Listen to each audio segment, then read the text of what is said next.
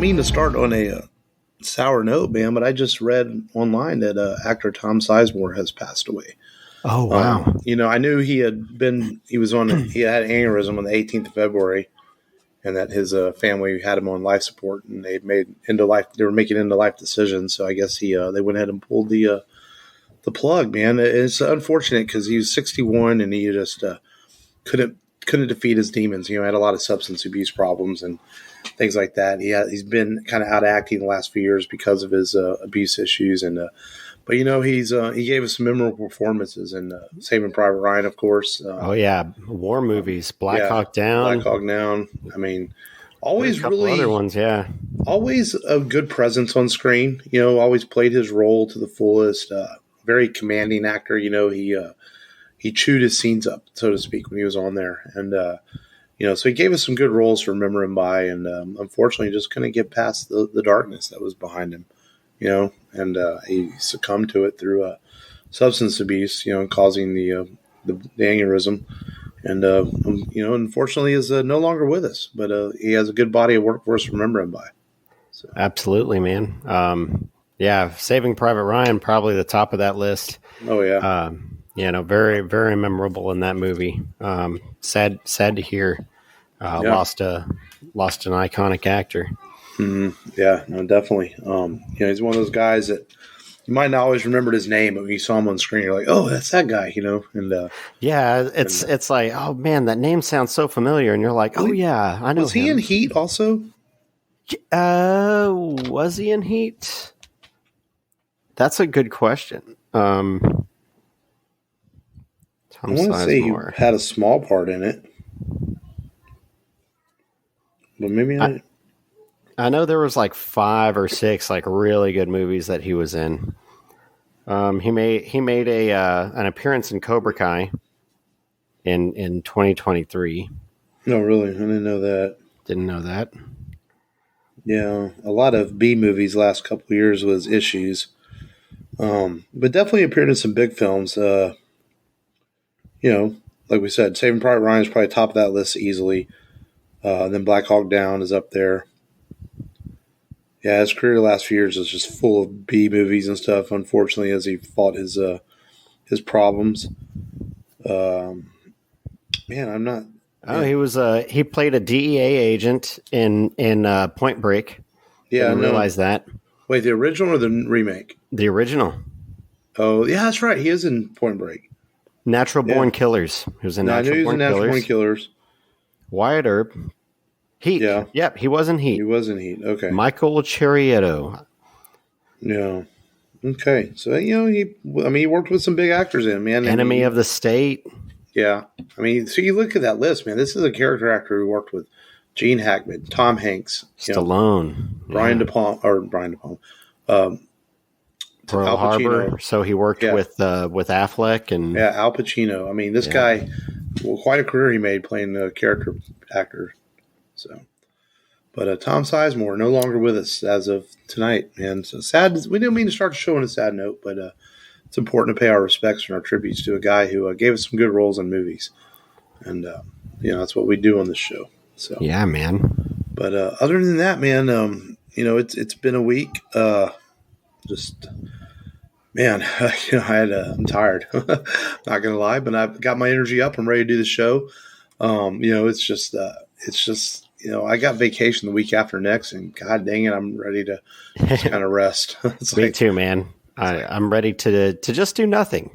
Sometimes you need some days like that where you I'm not going to do anything. I'm going to be super unproductive. Yeah.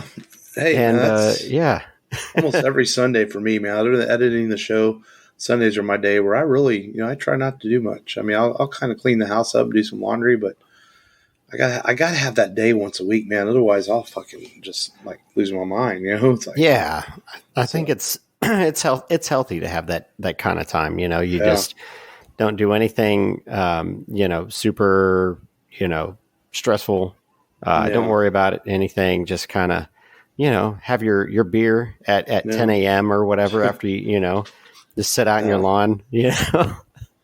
One of those kind of days. I'm definitely. I might take the kids to a movie or something, and maybe do a couple things. But I'm mostly just gonna really full on relax for a week. I mean, I do stuff. Man. My summer vacations, I tend to do more. So my spring vacation, it's going to be not do shit if I can help it. So that's okay.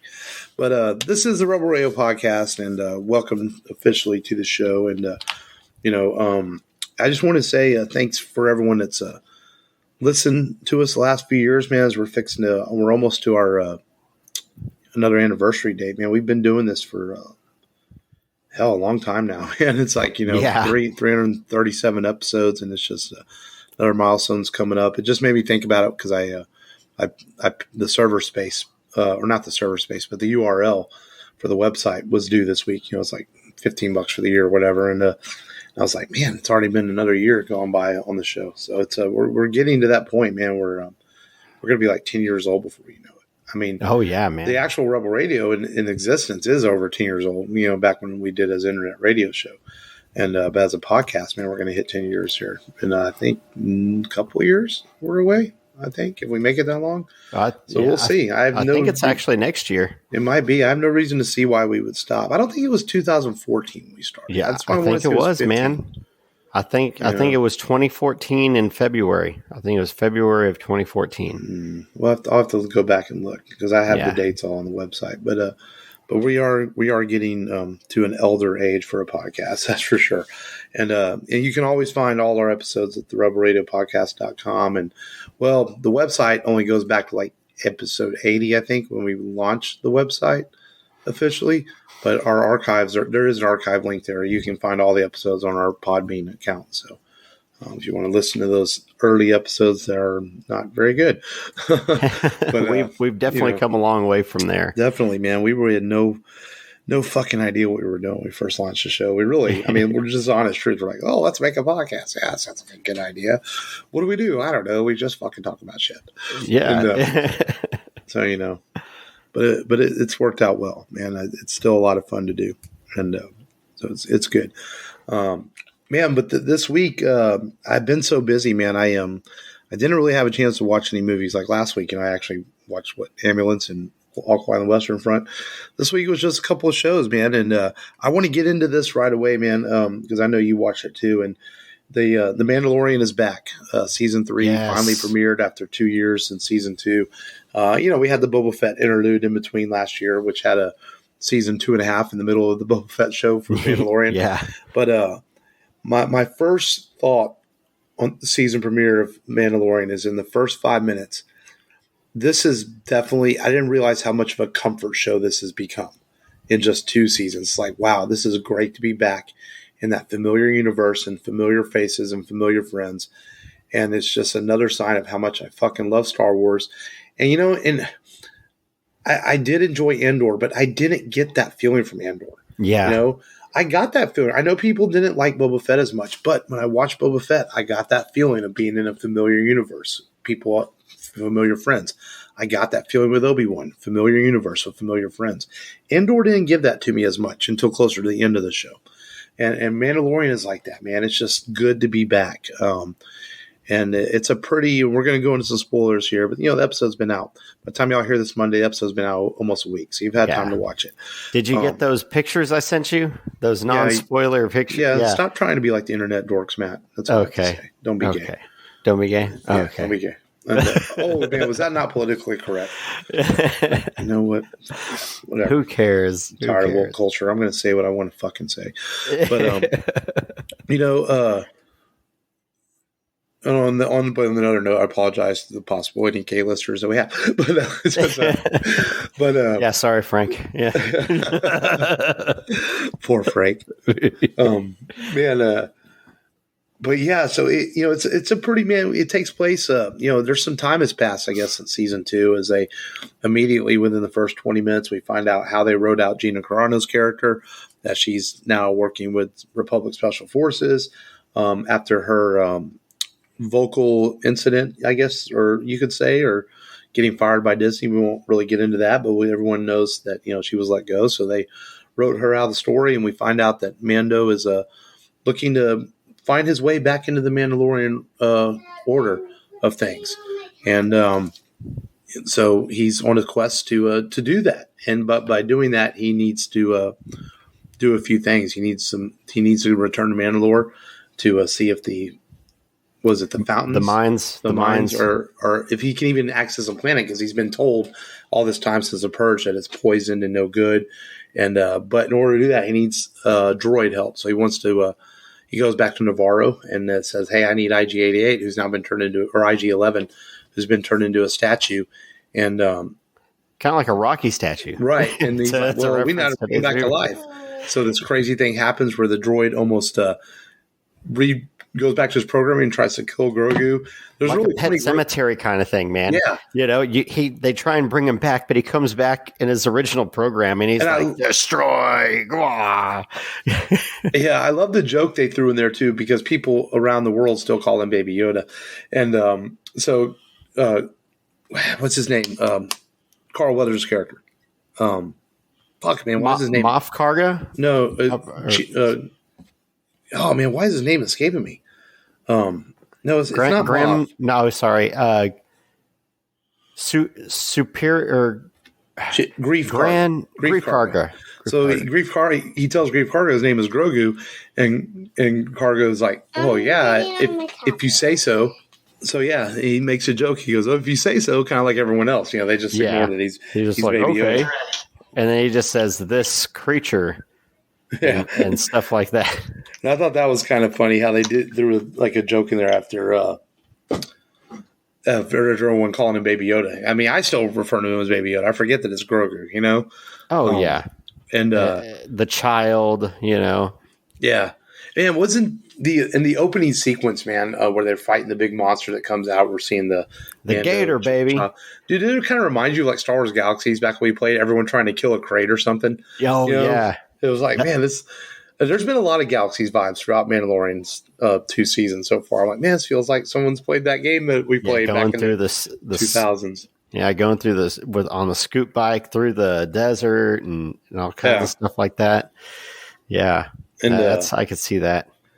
So he tries to reprogram IG-11 and it goes astray, and he finds out he needs some parts.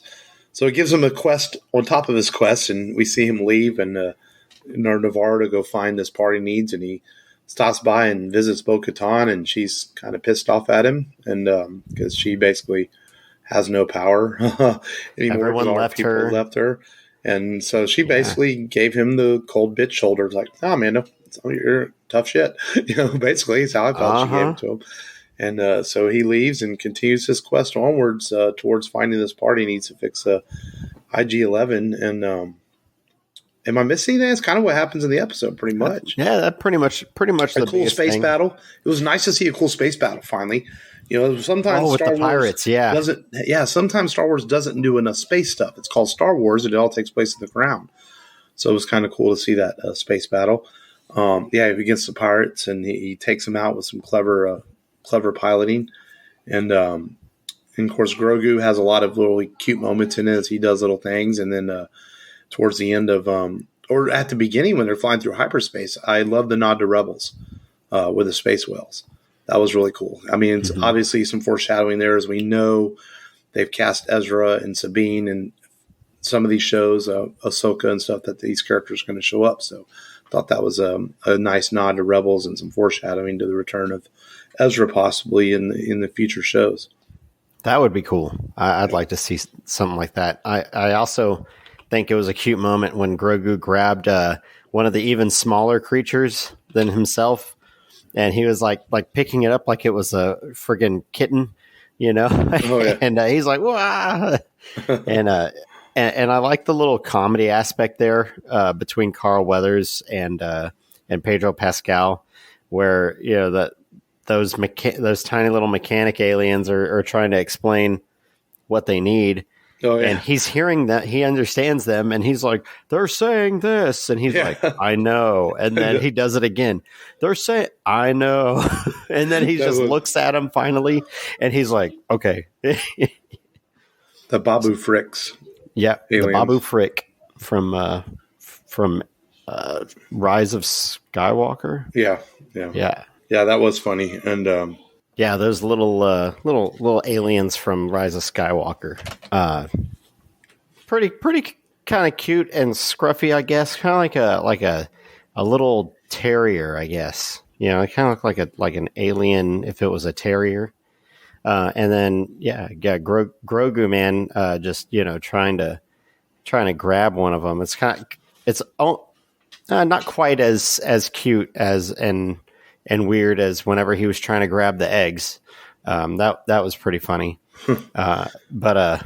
But yeah, it's he's back, man. Mando's back, and everything we love about it's back. I mean, the marketing of the child, Baby Yoda, Grogu, whatever you want to call him, is just pure genius from Disney. I mean, he's everywhere. He's on T-shirts, and I bought some socks the other day for Waverly, girl socks, and they're Baby Yoda. I mean, just the marketing was just absolutely across the board. I mean, it's one of the biggest Star Wars marketing things they've ever done, and it's brilliant, man. And the Mandalorian just comes together nicely. It's just a really well written show, really well done. At times it kind of seems like, it seems simple, like go here, do this, go here, do that. But it's just like, it's so well placed in the Star Wars universe that you maybe forgive it for some of its simplicities. Yeah. And it delivers on really huge moments. Like, I mean, the Luke moment is still one of the best moments of Star Wars ever. I mean, it's right up there in the top 5 easily, where Luke appears and comes to the ship and saves him. I mean, it's just incredible. And it's just good to have the show back, man. It seems like it's been too long. So I'm glad it's back for sure. Oh yeah, man. Man, they're splitting up the episodes again every week, of course. So we'll have to tune in, every Wednesday? It was like every Wednesdays. Yeah, it's kind of weird. Wasn't it like Saturday or Fridays one season, but it's every Wednesday this season? So. Yeah. I think they've been messing with the days on us. Yeah, every season. And on top of that, man, I also, of course, watched the latest episode of The Last of Us, man. Which another fantastic episode. This tells us the DLC storyline from the game, called Left Behind, where we basically get some background on Ellie's story and her friend Riley, and the friendship they had, and a very close friendship. And woke culture was all over this too. Like, oh, these two, they're kids. You can't have them kiss and fall in love. It's like, fuck, man. If that's what you got out of the story, then you missed the point in the story. This was way less, dare I say, LBGT episode than the Offerman episode was. This to me was just a couple of kids that, have a wonderful friendship and maybe they share a love for each other, but I didn't feel it was like, overly romantic or sexual or anything like that. It's just a couple of kids that really appreciate each other in this time of crisis. And we get a background of Ellie as we see what she's going through as she's in the cute quarantine zone. And Neil Druckmann, the creator of The Last of Us, he is a huge Pearl Jam fan. And in case you didn't know, that was a Pearl Jam song she's listening to in the Walkman at the beginning.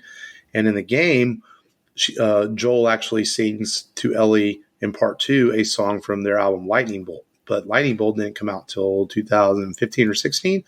And since the Outbreak in the show is 2003, the last Pearl Jam album that would have came out for the Outbreak was Riot Act. So they used a song off the Riot Act album. So Druckmann did do his homework, and he even talked about an interview he gave. He goes, oh yeah, we did our homework. We pulled a song that was appropriate for the time. And it's called All or None is the song, and it fits Ellie's situation if you listen to the lyrics just as well. And so I thought that was cool as being a huge fan of that band, my favorite band in the world.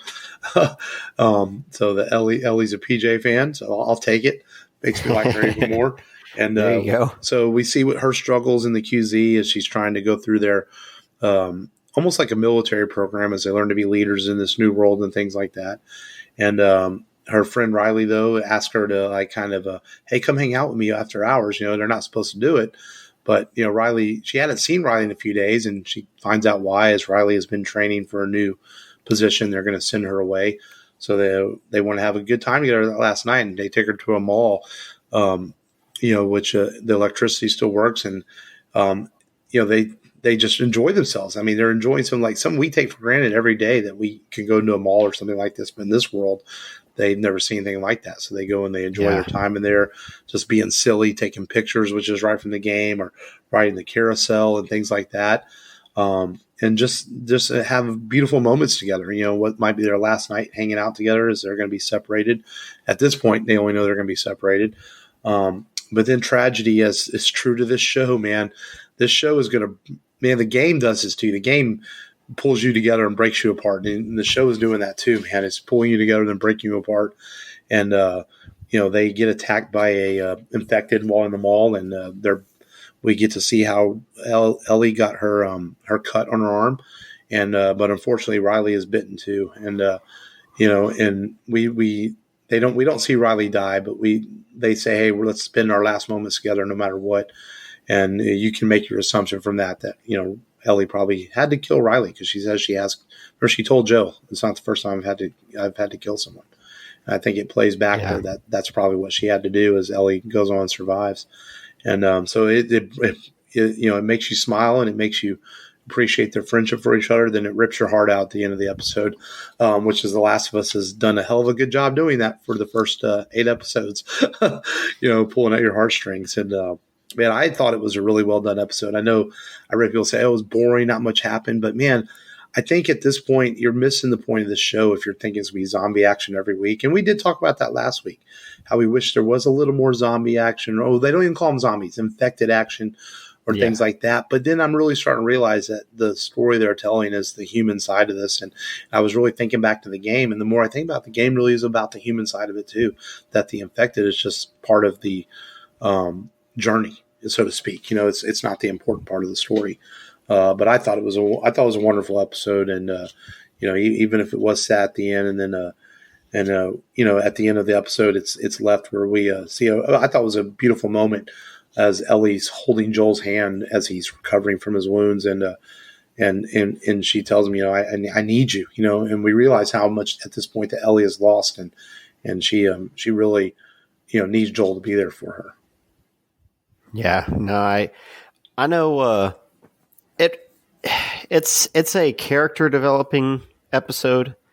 It's a, you know, get to know your, you know, get to know, you know, this person kind of episode, this background. I wanted to see more of what was kind of going on with Joel, because I'm like, what if they kill him off? You know, I was like, what if they like just like, you know what, screw you guys, man. You know, he's fungi food. You know, so I just wanted to see if that's what they were going to do, because I know in the second video game he dies like right at the beginning, huh? Oh, just ruin it for everybody, Matt. It's been out for how long? Yeah, but not everybody plays the game; they just watch the show. Yeah, but it's like part of me is like, you know, what if they just kind of keep them alive? I mean, they change stuff in video game TV shows, video game movies all the time. I feel like you kind of have to keep them alive longer than you would have normally done. So see how they do that. But yeah, I definitely wanted to see more of Joel, you know, instead of like the whole episode, you know, pretty much being dedicated, but I guess I see why they did it. You know, you want to get background and stuff on certain characters. If they stay true to the game, you're going to have a pretty fucking swell Joel moment coming. So, yeah. Awesome, man. Yeah, no, I like it so far. It's only have like 2 episodes left. Yeah, man. I know we were getting down to like the last 1 or 2. Mm-hmm. So what, this week and then next week and then another year or 2, I guess, till we have another season. Yeah. Well, I read they're writing season 2 already, and they're hoping to start production in the fall. But yeah, I don't think we're going to get it in January next year. Might be a little slight delay until season 2. But that's okay.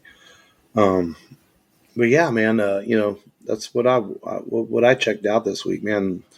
Mandalorian season 3 premiere. Glad it's back. And then The Last of Us. Man, I did watch about the first hour of Terminator Genesis. Yeah.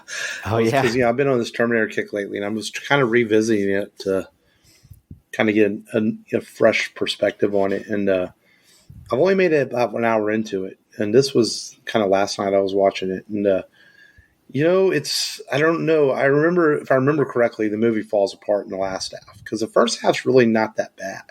Yeah. So I'm thinking it must be the second half is where it kind of falls apart, if I remember right. From when we all, I know you, me, and Frank went and saw it in theaters when it came out, and I'm kind of remembering that now. I'm like, well, this first half is pretty good. So if I remember right, it all kind of falls apart in the second half of the movie. Basically, yeah. So. That's funny because it's like I was thinking about, and we'll get more into it when we talk about the movie. I was thinking about if the Terminator, how the Terminator franchise would do without Arnold versus like the Rocky franchise, how it goes on doing without Stallone, with the whole Creed franchise now, because that's what I checked out. I checked out Creed today. I figured out you have time to go to the movies during the week, man. Yeah, I was, now I got that schedule. I get off at 4:30 in the morning, and I'm up at 9:30, 10 o'clock. And if I'm off that weekend, it's like I can go check out a movie really quick. Before the kids get home from school. So I figured I'd go see it since the reviews were good. I'll remain spoiler free. Of course. Just give us a quick little short review, not too much time on it, because it just came out, and I want to see it eventually. Jonathan Majors, of course, plays a good bad guy. He plays a good villain. Obviously, by the trailer, you see that this is someone from Adonis Creed's past, and that's exactly who it is. From whenever Adonis was kind of in those group homes, kind of like how he mentions in the movie we're about to talk about. So they kind of revisit some of that about his past. And it's as from the casting, this is a Rocky-less movie. There's no Rocky in the movie. This is all, Michael B. Jordan, his directorial debut, kind of doing what Stallone did, where, he directed and acted. And it felt like a Rocky movie, but like something was missing. And I think it is Stallone. I think you do find that, there is somewhat of a void there in his absence. Kind of like if your grandmother always made like these really good peanut butter cookies or something, and someone else, took the recipe, because it's got all the recipe of a great Rocky movie, but it's missing that thing, when your grandma makes it, it's out of this world. Someone else makes it. Hey, that's good too, but it's missing something. Well, that's one thing. Well, that's one thing Stallone did on the first two films so a lot of the rewrites that were involved were him saying like, this needs to be here because it's a Rocky thing, or this needs to be here. Yeah. And I feel like it was missing some of that. There, obviously some nods, just like there are in these, the first two Creed movies, which I also checked out. Creed 2, just revisited it again. But Creed 3 is getting better reviews than Creed 2. It overall. Is. Very well received. And and I see why. It just it's good. I don't know if it's where IMDb and these critics are rating it. I know you commented on a Variety post earlier, Mark, and I agree with you. Rocky 5 should not have been where it was on that list. That's a bunk list. IMDb is probably a more objective critique on some of these movies, and I can see why they went this route with most of them. They've got, if you go by IMDb, it's Rocky, number 1, Creed 3, Rocky 2, which I don't know if I would put Rocky 3 or Creed 3 above Rocky 2. I'd probably flip those. But they're like a decimal point ahead, difference. Then they've got Creed 2 and Rocky Balboa together, like same score. Then they've got a tie between Rocky 3 and Rocky 4, which I know you'd probably disagree with. I think Rocky 3 is a little bit better than Rocky 4, but I like Rocky 4 just for like a few moments in the movie. And then they've got Rocky 5, of course, the last one. I need to revisit Rocky Balboa. I remember some good things about it. There's some really good inspirational stuff. As a philosophy, some good philosophical stuff. I just remember when it came out thinking, I actually think I saw it in theaters. I just remember it coming out and going, oh, wait, he can fight again? But in Rocky V, he's not allowed to fight because he has brain damage. They just sort of retconned it all, and it's like, oh, he can fight again. Yeah, now he's all of a sudden gets a license again. Yeah, so I do remember that about it. Like, it just sort of pretended like the things in 5 didn't really happen. Yeah.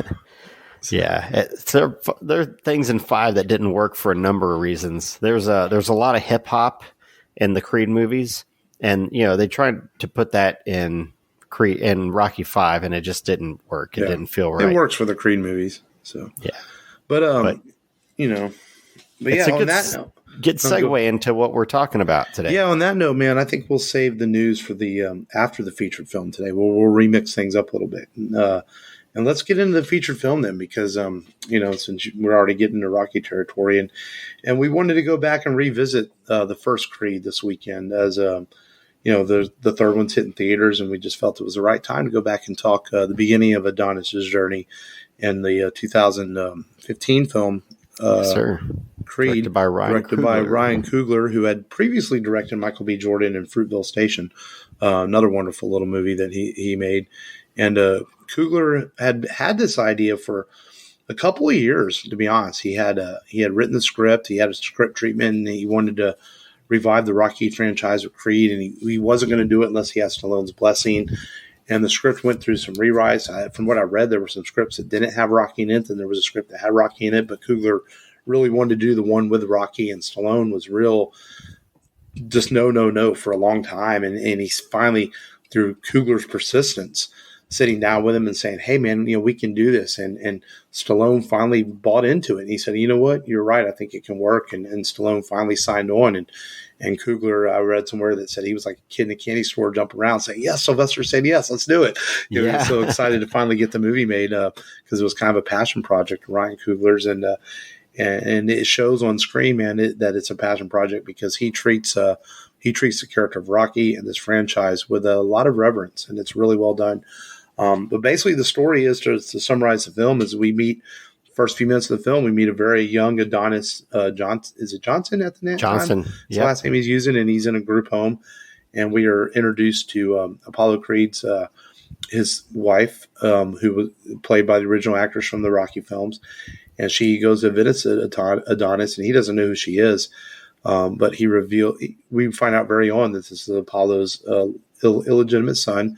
And she wants to take him in and give him a place to live, and so he doesn't have to grow up in group homes, and give him a path basically in life. Mm-hmm. So she does that, and we flash 40 years later where Adonis is older and has very smart, has a good job and everything, but man, he just has that Apollo Creed blood running into him. He sneaks off to Mexico to do fights, and he just can't get out of the system against who he now calls his mother. She's adopted him. You assume at this point. And he realizes, he just can't get out of his blood. He wants to fight, and he quits his job and against his mother's wishes. And he can't seem to have any. He realizes that in Hollywood, living in LA, that he's not going to really find that correct path because of he doesn't know anybody. So he goes out to Philadelphia and he seeks out Rocky. And at first Rocky's like, oh, it's not a good idea. Your dad wouldn't want you to do this. But Adonis is persistent. And Rocky eventually agrees to train him, and he builds up a reputation once the word gets out that this is Apollo Creed's son, and he ends up getting a championship fight against Pretty Ricky Conlan, Irish fighter who's the number one light heavyweight boxer in the world, but it's not about, this movie to me is not about the fight and the boxing. It's about this character of Adonis and building his own legacy. Because there's a moment, a lot of emotions in there. There's a moment in this movie that's, to me, is so emotional, and that's when he's tells Rocky, he goes, I can't stop. And Rocky's like, why? He goes, because I got to prove I'm not a mistake. And I'm like, wow, that hits hard, That, man, you can always count on Stallone to tug at your heartstrings in these Rocky films. I mean, pick a moment, whenever he, whenever he says, Adrian, we did it, Oh yeah. and That's my favorite Rocky moment. That one. Yeah. I mean, the ending of Rocky 1, the ending of Rocky 2, there is no tomorrow, Rocky 3, whenever he gets his speed and he gets his title back. I mean, there's a lot of ways that he's, he pulls at you emotionally in these films, and you're just like, you're watching the boxing and you're like, you're kind of like, bucking and weaving, in the movie, and then he throws this at you and you're just like, oh man, you feel all tingly inside. Yeah, it brings it back to the reality of what's going on. That's about this man, not about the fight. And yeah, you're right. It's intense, man. And Michael B. Jordan, his acting sells it, man. He almost looks like he's going to cry when he says that line. He's got great range, man. Yeah, he sells it himself. He's such a good young actor, man. I really like him on screen a lot. He can do a lot. Yeah, I remember first seeing him in the Friday Night Lights TV show. That was one of the first times I saw him, and he was really good in that. And Coogler's direction sells it too, man. He makes the fights feel like you're part of it. But the one shot with the number 6 overall fighter that whenever they first find out that he's Creed, but they agree to keep it on the wraps, against the Lion. That's his nickname, the Lion. It's all a one shot. It pans around the ring and comes back around, and it goes wide, it goes narrow, and that's a beautiful shot. Mm-hmm. And up until now, Coogler was doing indie films. This was his first big film. Mm-hmm. Warner Brothers loved his script. Yeah. No, his direction is great. It makes you feel like you're in. But then he also knows when to pull the camera back for those important emotional moments. Whether it's Bianca, seeing her face and her reactions on the side of the ring to what's going on to her boyfriend, to seeing Rocky's reactions and the announcers. And he's so good at that. And as much as I enjoyed Coogler's first Black Panther movie, and I enjoyed Wakanda Forever too, I really want to see him go back and make more movies like this, a little bit smaller, a little bit more personal, without the big special effects and everything, because this guy has definitely got an eye for making films, and I think Ryan Coogler is on his way to have a wonderful career as one of our possible best new younger directors in Hollywood, because I agree. He can shoot a fucking film so nicely. And this movie also has a lot of great. It's not just about Adonis. He does a great job of not just Adonis' journey, but continuing Rocky's journey too. Where we see Rocky at a different place in his life, where he's lost many people he loves. Paulie is gone, and Adrian is gone, and he runs his restaurant, and it's called Adrian's, and he's okay with his life. He's a very satisfied Rocky, and we find out that he has cancer. And Rocky's willing to just give up. I won't even say give up. I don't feel like he's seen that battle before. Right. He saw what his wife went through. Yeah. And I don't even want to say he was giving up. I think he's at a place in his life where he was okay with it. His legacy was there. But then through his friendship and with Adonis, he realizes he has to fight too, because he realizes Adonis was a fighter his whole life, and the two of them, the way they play off of each other, I love the relationship they developed. And Adonis call him uncle and teasing him and things like that, and then just great little moments like that, so it's also brings Rocky's journey forward more too, from where we were left off after Rocky 6. And he's like, it's in the cloud. What's the cloud? Yeah, it's the cloud. What's the cloud? Yeah. We got to find out who won the gym fight. Yeah. Between Apollo and Rocky. Finally get an answer. Yeah, that was cool. And I think that's what's great about this film. It's a throwback to the Rocky films, because people don't realize, the Rocky films are very much character journeys than they are boxing movies about Rocky and this guy and his friends and family around him. And family was always important to Rocky, throughout all the films. And that continues in this, as he kind of treats Adonis like a son, and because he's estranged from his son, which we already knew from Rocky Balboa, and that him and his son were estranged, and they continue to be estranged in this film. And I know we get some closure on that at the end of Creed 2. We're not talking Creed 2 today. We're talking Creed. And so this gives Rocky a new meaning to take Adonis under his wing, and he feels that Apollo would have told him like, hey, don't fight, you don't do this. But he sees the determination in this kid and the will. And he says, all right, we'll do it. But he tells him, you're going to do it my way.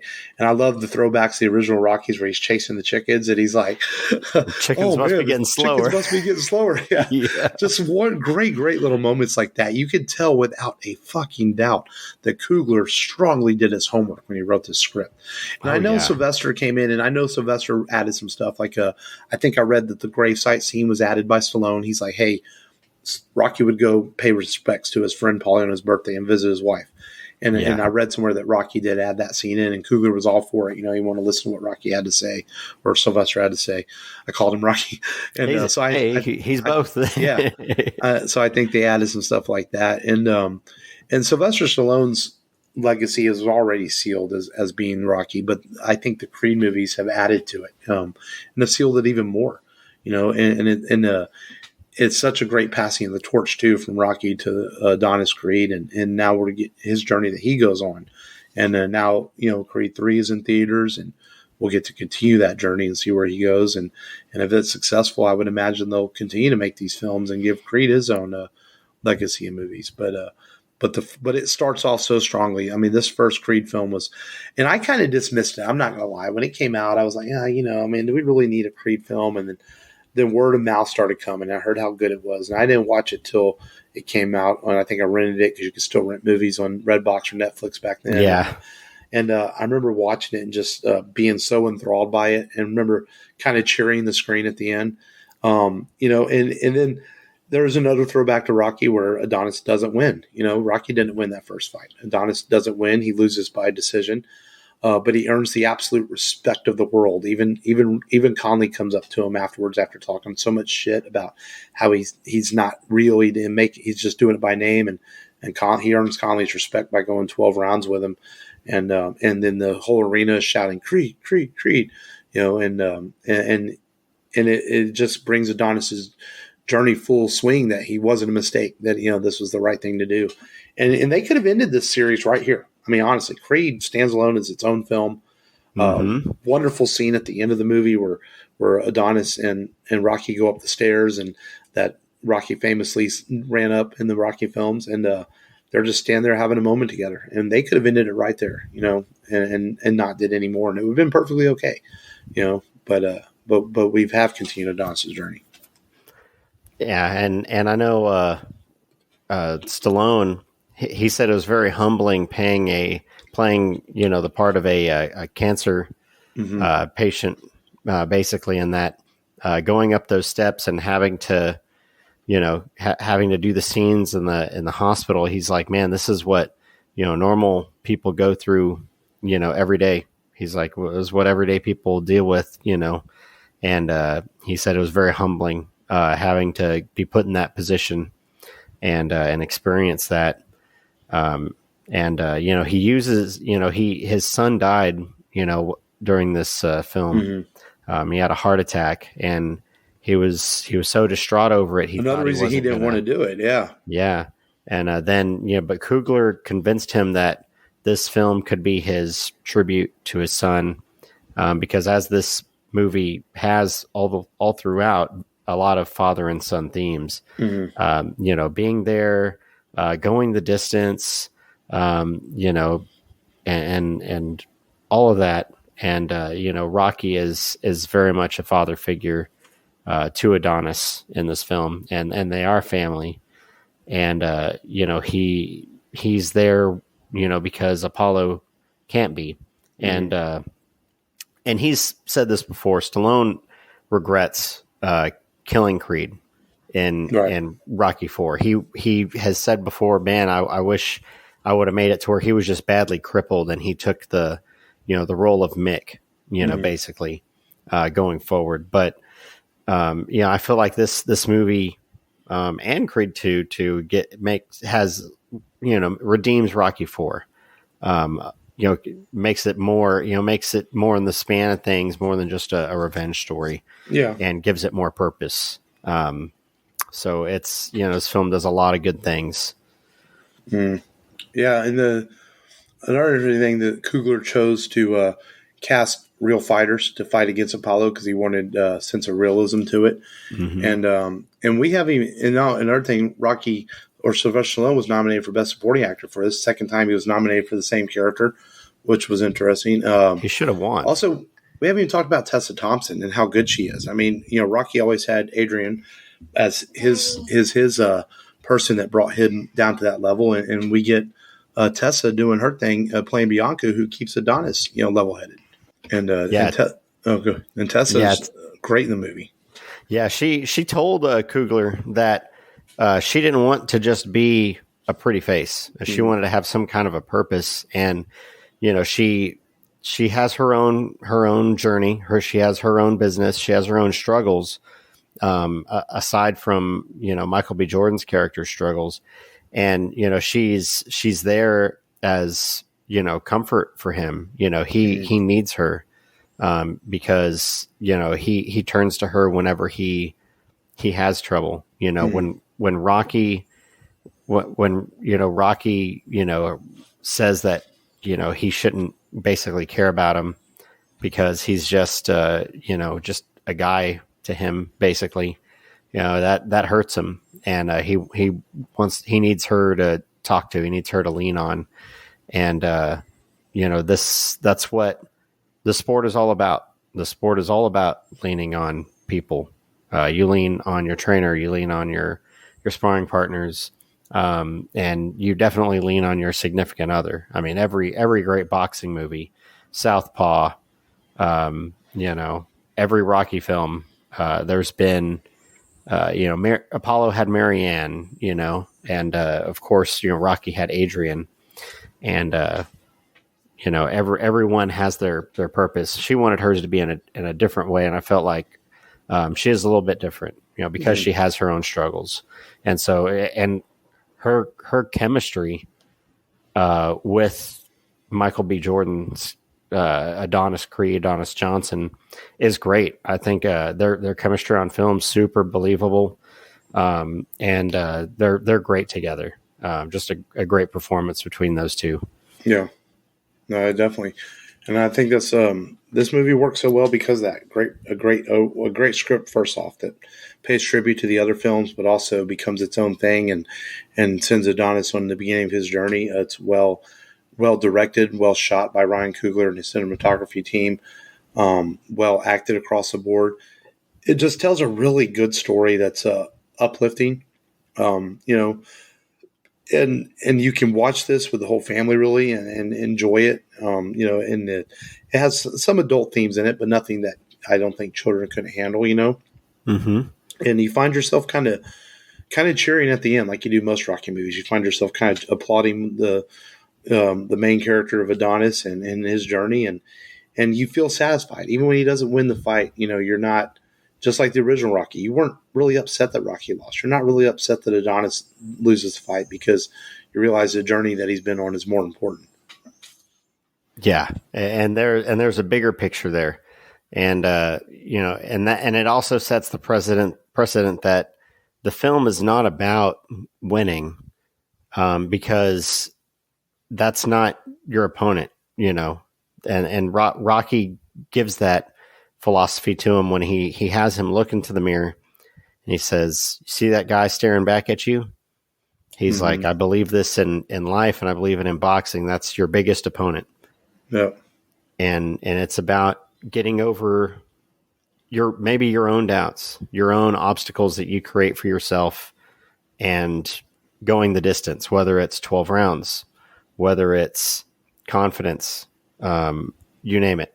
So there's a lot of philosophical themes in here, as there are with a lot of other, of the Rocky films in the universe.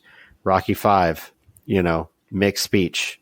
Rocky IV, the speech at the end. We all can change. It's Rocky III. There's no tomorrow. It's like there's great philosophical moments in all these films. Sylvester Stallone was the same age that Burgess Meredith was whenever. Yeah, that's right. Film, so same age as 1976 Burgess Meredith. Yep.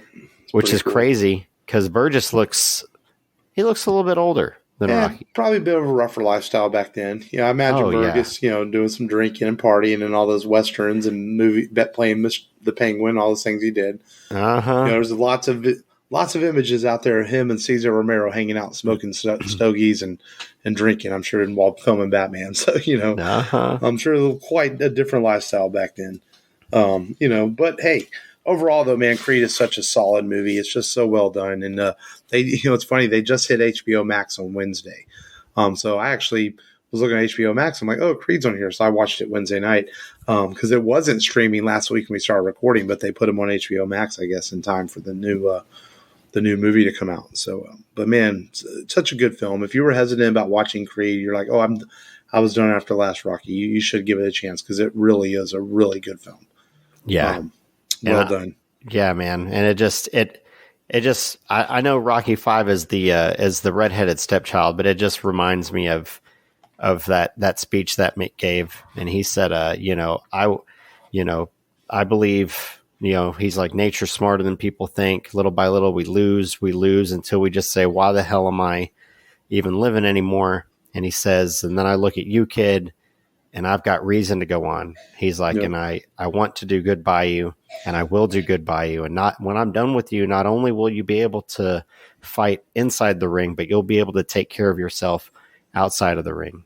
Yep. And I feel like Rocky fully embodies doing that in these Creed films. And it's like watching poetry. This film, it's an A. Yep. Yeah, that's good stuff, man. Yeah. All right. Well, we did things a little backwards. We're going to do a little bit of news here, which we used to do the news at the end, but so it's kind of going back to the old way. Throwback Thursday. It's a cool kids call it, I guess. Only it's Friday night. It's not a whole lot of news, but man, Star Trek Discovery. Been a well-received Star Trek show on Paramount Plus. Announced that it will end after season 5. So it told its 5-year story and it'll be done. But I'm sure Paramount Plus seems to be having a lot of success with their Star Trek shows. So I'm sure there will be more to come, Star Trek fans. Do not worry. When it comes to Trek, man, I enjoy the movies. I've seen almost all the films, and we've covered a few of them on the show. But I've never been a hardcore series guy. Like I watched some of Next Generation back in the day, and I did watch the first season of Picard, but I just never could commit to the shows. But back in the day, the shows were 24 episodes in a season. Now they're shorter, but I have heard good things about them. So yeah. But Discovery ending after season 5. We got our first look this week at Disney's Haunted Mansion, highly anticipated reboot of the show. Was it a reboot, or it's not really a remake, or just a new version of the Haunted Mansion? I think it's just a new, yeah, like a I think it's Rosario Dawson's in this one. I actually thought the trailer was pretty cool, and not something I'm going to rush the theaters to see. I'll wait for it on Disney Plus, but not a bad trailer. Did you get a chance? Did you check it out?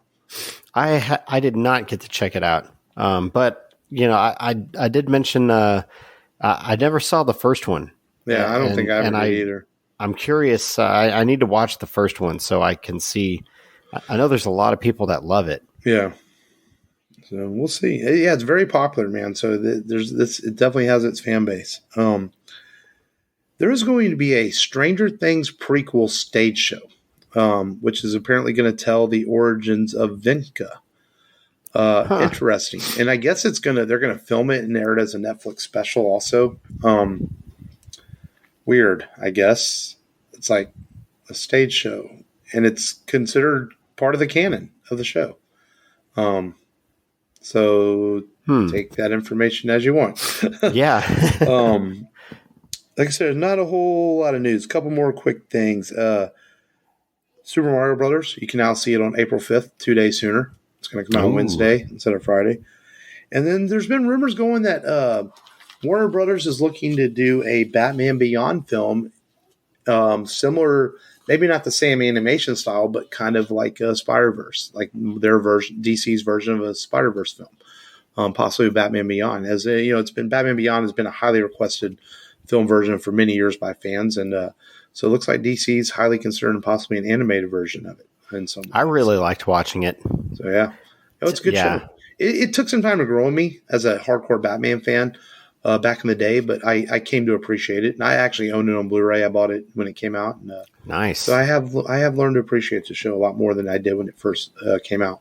So I like how Bruce is still trying to kick ass at like 70 years old in the movie.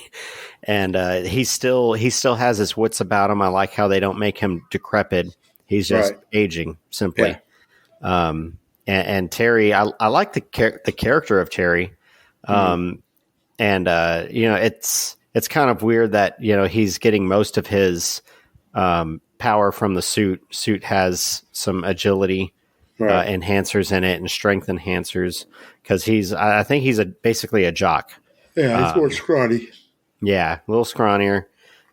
He might do. I think he might do some track or stuff like that. But I don't think he has much martial arts training. But the bad guys were cool. I remember this one bad guy in the series.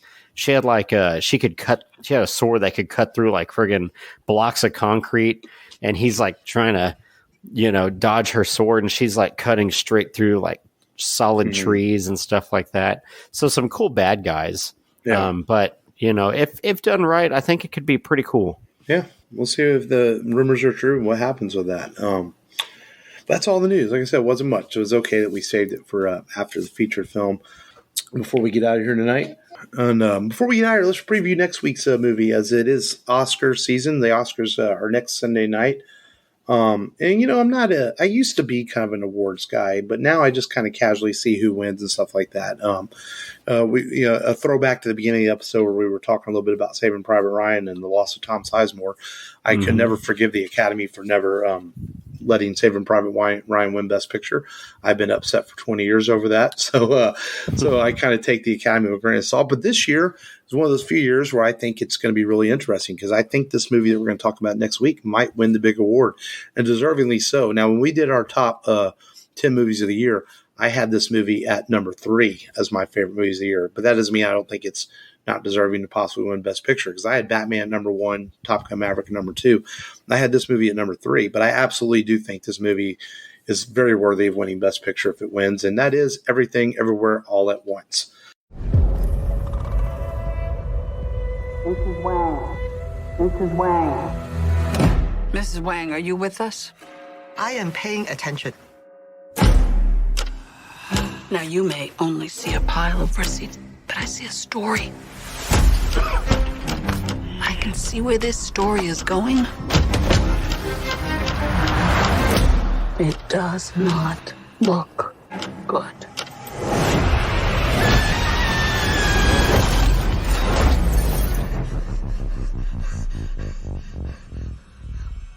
What's happening? Evelyn, I'm not your husband. I'm another version of him from another universe. I'm here because we need your help. Very busy today. No time to help you. Across the multiverse, I've seen thousands of Evelyns.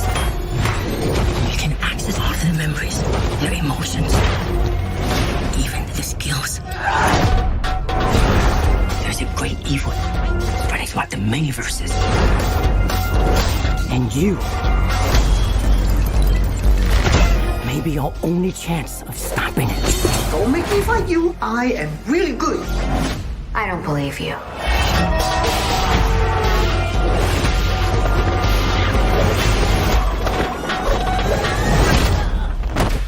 Wow, that was really good.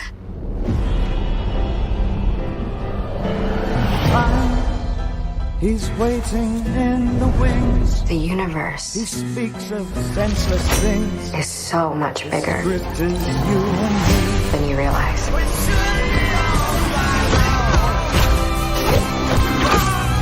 Of all the places I could be, I just want to be here with you. Remember our mission. Consider the fate of every single world of our infinite multiverse. There is no way I am the Evelyn you are looking for. Every rejection, every disappointment has led you here. To this moment. Don't let anything distract you from it.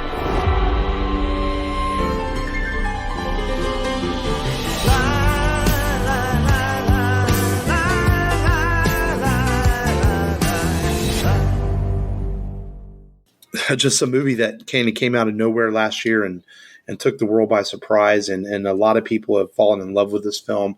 They've fallen in love with the performances of Michelle Yeoh and Ki Kwan Quinn's comeback, which has been so awesome to see. I mean, it's just so cool to see him taking selfies with people and just all these award shows and really enjoying the moment that he's having. I mean, if he doesn't put a smile on your face, and you need to double check yourself, because it just really is a pleasure to watch his excitement over all of this. And the movie is available on Showtime streaming if you haven't seen it yet. And there's plenty of places digitally to rent this or watch it.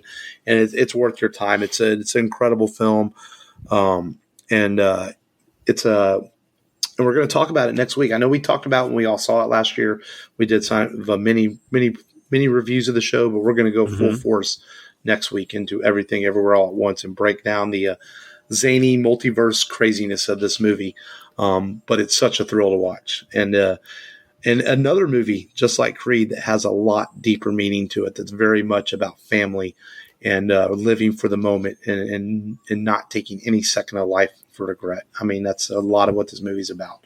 And hot dog fingers. Yes, and hot dog and lots of weird stuff and rocks that talk. Yeah. I'm looking forward to rewatching it, man. I've seen it 2 or 3 times since it came out, but I'm going to watch it again this week because I really like the movie a lot. So next week on the show, Everything Everywhere All at Once. And, of course, go to rebelradiopodcast.com, as we mentioned earlier in the show, for all your Rebel Radio needs, our social media and episodes you want to listen to. And, again, just thank you as always for listening. We do appreciate it. And until next time, this has been Mark. This has been Matt. Remember, as always, just go there and do it. And do it.